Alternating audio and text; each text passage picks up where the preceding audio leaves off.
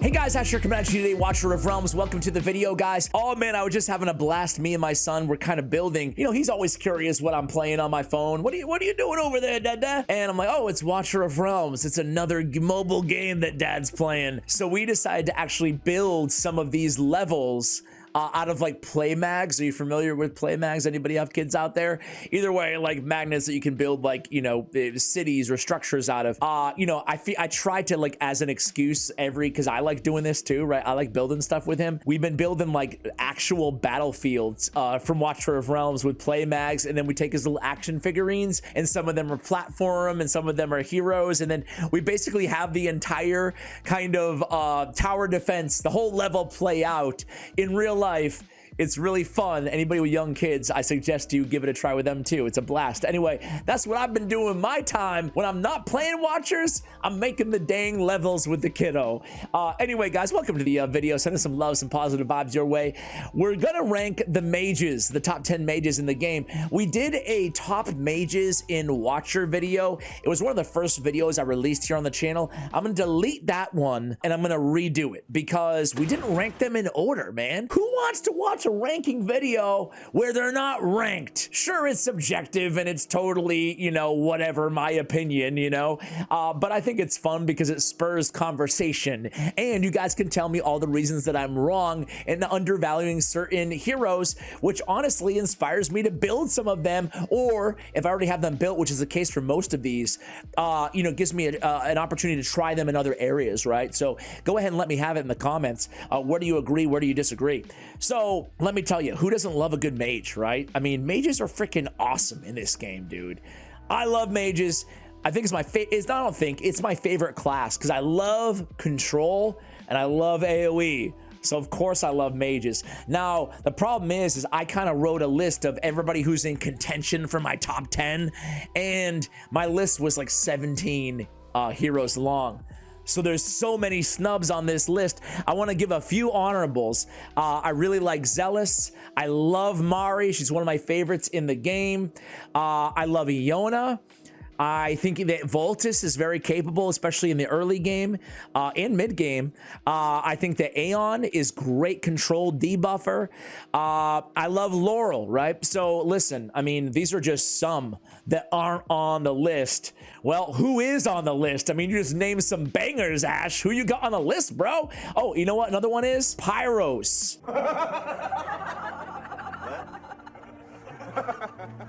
Maybe he should be on the list. I just built him, so I haven't used him. Maybe I should put him on the list, especially for Guild Boss, you know. Either way though, guys, who is on the list? Well, let's get to it. All right, enough of the introduction. 3-minute introduction. Good God. Number 10 on the list is going to be Nocturne. So Nocturne is burst damage, true damage. It says it right on the profile there. True damage, burst damage. He fell out of favor maybe a little bit after Hex was introduced because Hex does magic damage. As you guys know, he's a lot more affordable. Arguably can do more damage in some situations, but Nocturne has some things going for him as well, right?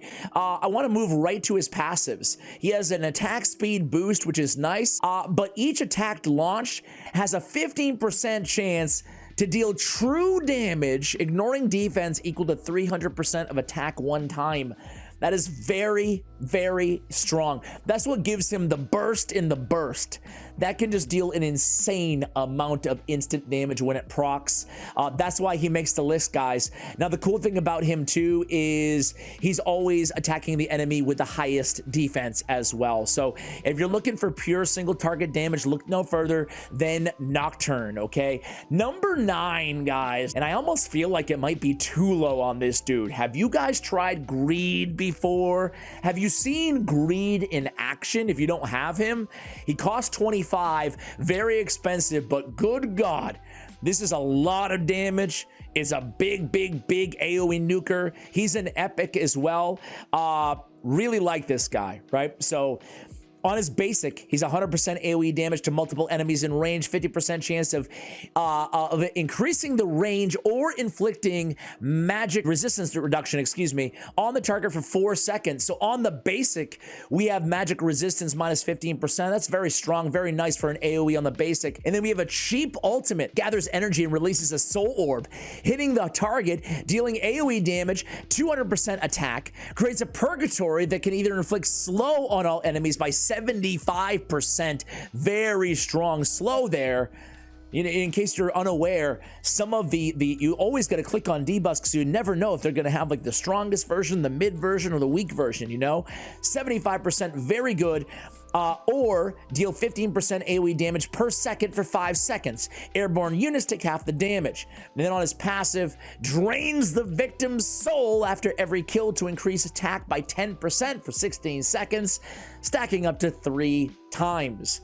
Well, listen, man, I mean, you read the kit with me. He's a monster. Expect a guide on greed here very soon. He looks cool too. He looks cool. He's the conjoined twin of Watcher of Realms, and he definitely brings enough damage for 2 or 1.5 heroes. All right, coming in at number 8, guys, is gonna be Venoma. So Venoma is a lord. She's got the esoteric increase by 15%, skill costs, reduces faction by 25%, but most importantly, increases allies' rage by 30% upon their first deployment. That works for everybody on your entire team. Allies, not just the faction, right? So that makes her amazing on this Lord skill. You don't even have to use her. You can use her as one of your 2 heroes that you're not even deploying in battle, and everybody will still get that nice rage bonus. It's very strong, right? But the cool thing about her is she has Curse and she has Hex. Basic attack is a 20% chance to apply Curse to enemies. Curse units are unable to perform their basic attack, okay? On her ultimate, after a short channeling, deals 480% AoE damage to enemies in the front area, inflicting Hex upon them. Hex receives 20% magic damage from the caster per second for 5 seconds. So this ultimate, actually, I was surprised. You know what I did? I used Venoma. I think I mentioned this in the first video. I used her for a while without even building her. I just used her for that Lord bonus for all allies in the battle. And then one day, I think for faction trials, I built her, and boy, do I not regret it. She deals a surprising amount of damage. Do not sleep on her. When inflicting Hex on an enemy, it slows them down by 50% for 2 seconds on the first passive. After attacking 7 times, the next attack deals 90% extra damage and inflicts Hex again, bouncing to 2 more enemies. So I really like her kit. It's a nice blend of damage, control, rage on the Lord skill. Very, very cool. Coming in at number 7, guys, is going to be, oh, you already knew it. It's AI. I just made a whole video on her, guys. You can go ahead and check it out if you want to. She's my favorite control champion in the game, and she can deal unbelievable damage on top of that. She's so cool. She drops these crystal bombs. They're exploding and doing AoE damage, but it's also freezing everybody for 1.5 seconds, right, on her basic. So you pump her up with a lot of attack speed. That's the most important thing on this hero. You can see it says control and trap. That's because she's putting these crystal bombs on the ground everywhere, and they stack, right? So they stack, dealing freeze for a longer amount of time per stack, right? And then it can get up to 3 seconds, and then the AoE damage scales up to 520% attack as well on each of these bombs as they're enhanced. So it can equal a ton of damage and, of course, a ton of control. I really slept on this hero, mainly because of her in-game reviews. They're very lackluster, but she is really good. I feel guilty ranking her this low, honestly, at number 7. At number 6, we have a tie, guys. I had to include one tie because there's too many damn good mages in this game, right? We have the Focus Fire multi-targeting attack burner in Twinfield, the Infernal Lord. So he's an Infernal Lord. You guys can see he has this really cool Lord skill, right? When Lord Twinfiend, excuse me, casts the Meteoric Strike, all faction allies gain penetration increase, so ignore 30% of defense and magic resistance, crit rate increase by 20%, crit damage by 30% for 10 seconds, right? That's super powerful. I love that Lord ability on Twinfiend. His talent is when attacking, a 20% chance to hit the hero himself, dealing damage equal to 1% of the max HP. Afterward, he enters into the Infernal Rage state for 10 seconds. Infernal Rage attacks will inflict a burning effect on the target, lasts for 5 seconds. On his Meteoric Strike, he's marking a target, and then he's dealing stun, burning. The mark will explode in 10 seconds, 300% AoE damage. And then when he's deployed as a Lord, he gains the Focus Fire. What does Focus Fire do? Well, faction allies join forces to channel energy to the Lord for a powerful strike. So unlike other Lords who just do something or lend their abilities to everybody else, he's taken up all of that damage, and then boom, just this, well, exactly what it says, Focus Fire. This massive focus amount of burst damage onto one target. Very unique, very, very cool. I don't have them. I wish I did. The tie is on another dude that I don't have. So Salkadin's has this, he has when Lord Salkadin's cast Hell breaks loose, all faction allies gain penetration increase, so ignoring defense and magic resistance by 30%, and deals 30% extra damage to elites and bosses for 10 seconds. Really, really strong. He also has a talent when he's attacking the same target. Basic attack deals increasing damage. Each attack increases damage by 6% for 10 seconds, up to 10 times with burning. Really, really strong, man. I wish I had this dude, right? So this kit all comes together when we get to the Hell Breaks Loose, right? So he is basically making everybody else attack the same target with the highest HP, right? So a great boss killer. And then he gets Pyro Blitz, which is essentially, well, that's where the Focus Fire comes in, right? We can deal up to 800% damage. Nearby units will also get splash damage. It can be this just insane burst damage potential with Salkadin. If you guys have Twinfiend or Salkadins, Salkadins. So number 5, I can speak for experience here. It's Ajax. He's the dragon, or the dude on the dragon. This guy's really cool. Very expensive at a 26 cost. I really, really love Ajax though, man. He's got this big AoE range. You can see the range here. Basic attack has a 10% chance of inflicting burning. That's his talent. 20% magic damage per second for 5 seconds. On his basic, it's AoE to multiple enemies in range. This is just his basic, plus the burning you have to take into consideration as well. On his ult, he's got 140% AoE damage for 5 seconds and inflicts burning. Man, this burning, it doesn't sound like much. 140% AoE damage per second for 5 seconds.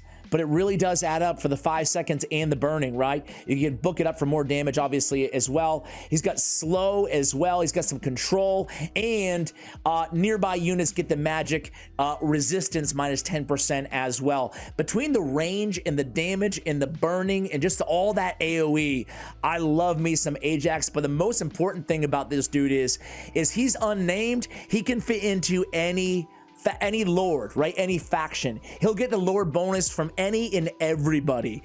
And that just gives him tremendous flexibility in areas where you might even be on the fence with, okay, is he going to provide great utility? Usually yes, because he's going to fit into every faction, which is super cool. Number 4 is one of my most wanted heroes in the game, and it's Laseer. I really wish I had Laseer, guys. I really, really do. He is so important. And I just feel like in Gear Raid 1, I feel like I just want him so bad. I'll just leave it at that. He's instrumental because he's anti-healing, right? You can block off healing for obvious reasons. That is almost, it feels kind of like cheating. I haven't done it because I don't have it, but it looks like cheating having that strong anti-healing, specifically in Gear Raid 1. But either way, I was surprised because at first I kind of looked at him as a one trick, you know, like, okay, anti-healing, cool. Once there's more areas that get added to the game where we need anti-healing, he'll be even better.